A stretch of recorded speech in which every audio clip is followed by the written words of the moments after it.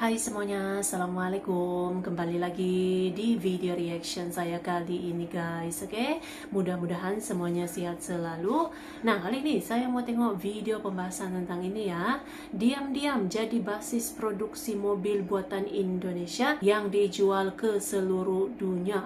Jadi katanya tuh ekspornya itu sudah pun tembus ya 500.000 unit. Wow, mantap mantap. So, jangan lama-lama lagi. Mari sama-sama tengok video ini. Let's go. Hai semuanya, Indonesia memiliki pasar otomotif yang besar dan terus berkembang. Hal ini membuat Indonesia menjadi target yang menarik bagi perusahaan otomotif global untuk memasarkan produk-produk mereka. Mengutip data Gaikindo atau Gabungan Industri Kendaraan Bermotor, penjualan mobil sepanjang tahun 2023 menembus angka 1 juta unit lebih, sekaligus menempati posisi pertama sebagai raja penjualan mobil di Asia Tenggara. Padahal angka tersebut lebih rendah dibandingkan tahun 2022 yang berada di angka sekitar 1.048.000 unit. Angka penjualan mobil di Indonesia ini jumlahnya setara dengan 30% dari total penjualan mobil di kawasan ASEAN. Letak geografis Indonesia juga sangat mendukung. Indonesia terletak di dekat negara-negara ASEAN lainnya yang memiliki pasar otomotif yang cukup besar sekaligus berseberangan dengan Australia. Hal ini memudahkan perusahaan mobil otomotif global untuk mendistribusikan produk mereka ke negara-negara ASEAN lainnya dari Indonesia. Berdasarkan laporan ASEAN Automotive Federation atau AAF, penjualan mobil di Asia Tenggara mencapai 3,30 juta unit sepanjang tahun 2023. Sedangkan penjualan mobil di Australia tahun 2023 merupakan tahun terbaik untuk penjualan mobil dengan total pengiriman sekitar 1,2 juta unit. Maka jika digabung, ada sekitar 4,5 juta unit mobil terjual di kawasan ini. Artinya, peluang untuk menjual mobil di kawasan ASEAN dan Australia itu sangat besar. Jika Indonesia seandainya mempunyai merek mobil sendiri, itu sangat-sangat menguntungkan. Terlebih, tenaga kerja di Indonesia tergolong murah dibandingkan negara-negara lainnya. Hal ini membuat biaya produksi mobil di Indonesia tentu menjadi lebih murah. Maka tak heran, banyak sekali mobil merek asing yang dirakit di Indonesia. Bahkan merek-merek kelas atas dari Eropa seperti BMW dan Mercedes-Benz juga dirakit di Indonesia. Tercatat, saat ini ada sekitar 11 merek mobil yang mempunyai pabrik perakitan di Indonesia. Terdiri dari berbagai negara mulai dari merek Jepang seperti Toyota, Honda, Mitsubishi, Suzuki, dan Daihatsu.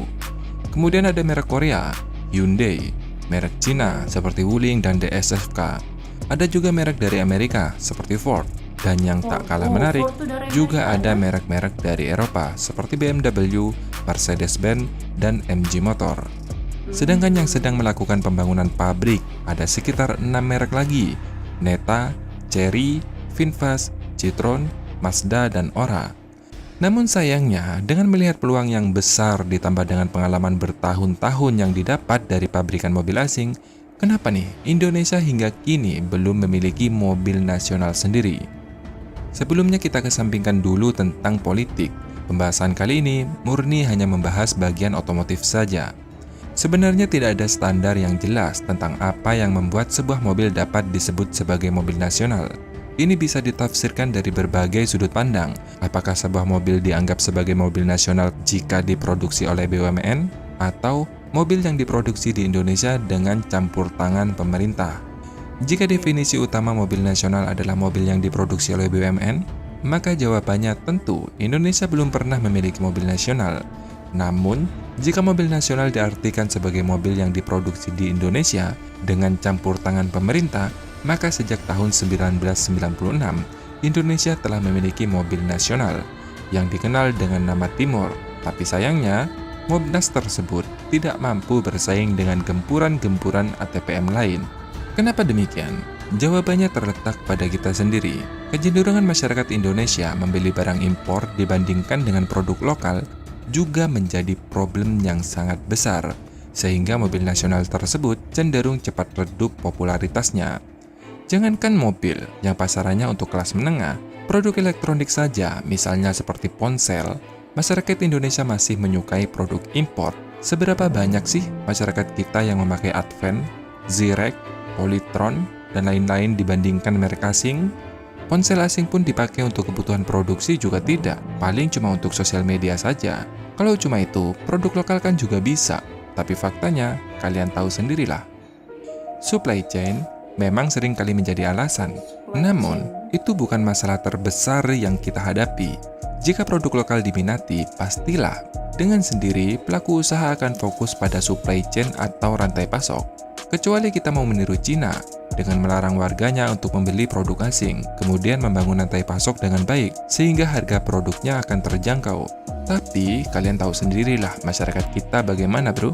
Yang pasti dampak jangka pendeknya harga produknya akan semakin naik, dan pada saat ini SDM rendah mungkin akan teriak-teriak dan tak lupa demo dengan segala macam tuntutannya.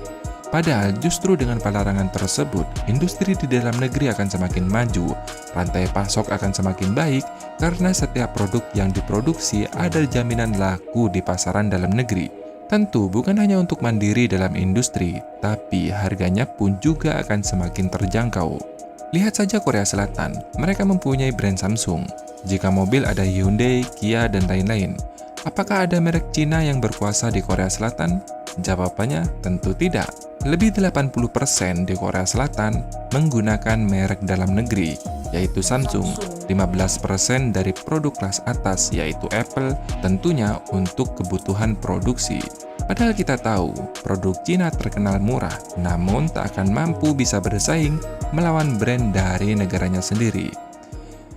Tapi teman-teman semuanya, meskipun masyarakat Indonesia mempunyai kecenderungan yang buruk, pemerintah kita juga paham, bro, dan tak berkecil hati juga. Kalian sadar gak sih, kalau kita sebenarnya sudah menjadi basis produksi mobil, baik konvensional maupun kendaraan listrik. Melihat karakter warga Indonesia yang lebih menyukai merek asing, daripada mengambil resiko saat membuat mobil nasional, maka diambillah jalan tengah dengan lebih fokus pada perakitan mobil dari prinsipal asing. Tentunya penerapan sistem TKDN atau tingkat komponen dalam negeri.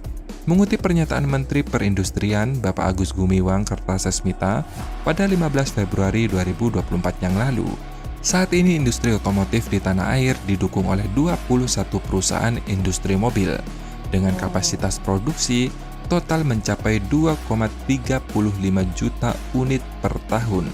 Loh, kok banyak? Sisanya kemana nih? Ya, tentunya diekspor, bro.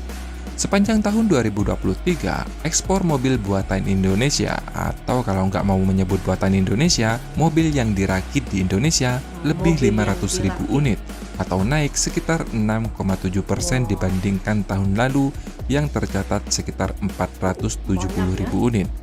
Satu lagi, meski Indonesia tidak mempunyai mobil nasional, namun Indonesia adalah negara dengan produksi mobil terbesar di dunia ke-11 di tahun 2022, yakni sebesar 1.400.000 unit, di bawah Thailand langsung dengan produksi 1,8 juta unit. Jadi, jangan kecil hati, bro. Kita perbaiki dulu mindset kita bareng-bareng. Kalau mental masyarakat kita siap memakai atau mengutamakan setidaknya produk dalam negeri, barulah kita tuntut pemerintah kita untuk membuat mobil nasional. Kalau perlu, adakan demo bareng-bareng deh. Tapi kalau belum siap, siapa yang bertanggung jawab? Jika nanti mobil nasional tersebut beneran ada, emang yakin masyarakat kita mau pakai? Kalau iya, jual dulu ponsel kalian yang merek asing. Tuker buat beli Advent. Bagaimana? Oke, sampai di sini dulu infonya. Terima kasih sudah menonton dan sampai jumpa.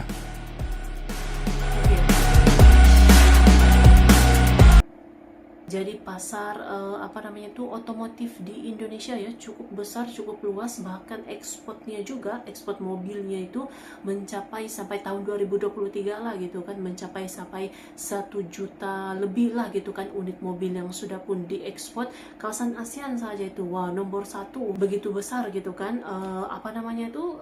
Pasar otomotif, pasar otomotif di Indonesia ini, mobilnya itu dirakit gitu ya, dirakit di Indonesia Indonesia, pas itu diekspor lah gitu, brand-brand seperti Toyota gitu kan, Hyundai dan yang lain-lain. Jadi tetap dirakit di Indonesia dan juga diekspor gitu, dan dia punya jumlah ekspornya pun banyak gitu ya, bahkan nomor 1 penjualannya di ASEAN ini. Gila, mantap. So terima kasih banyak sebab kamu sudah menonton video ini. Jangan lupa macam biasa untuk support channel saya dengan subscribe, like video ini, dan jangan lupa untuk komen juga, oke? Terima kasih banyak dan kita jumpa lagi di video seterusnya. Assalamualaikum.